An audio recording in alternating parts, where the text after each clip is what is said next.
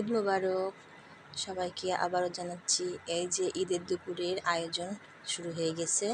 হাঁসের মাংস মশলা কষিয়ে নিয়ে হাঁসের মাংসগুলো দিয়ে দিব। মাংসগুলো দিয়ে ভালো করে এই যে আদা দিয়ে দিলাম, মরিচের গুঁড়ো,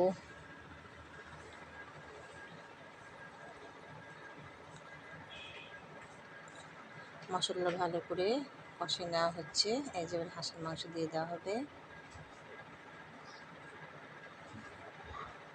হাঁসের মাংস ভালো করে দিয়ে কষিয়ে হাঁসের মাংস রান্না করে নেওয়া হচ্ছে।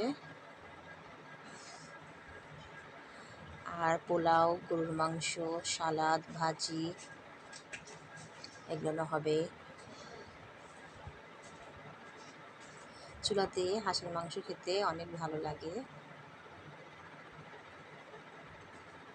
আমার হাঁসের মাংস হয়ে গেছে, আর একটা ডিশে তুলে নেওয়া হয়েছে। গরুর মাংস রান্না হচ্ছে। এই যে গরুর মাংস রান্না হয়ে গেছে। ভাজি আর চুলায় ভাজি করা হচ্ছে। পোলাও রাইস কুকারে দিয়ে দিয়েছি, পোলাও হয়ে গেছে। সালাদ, ভাজি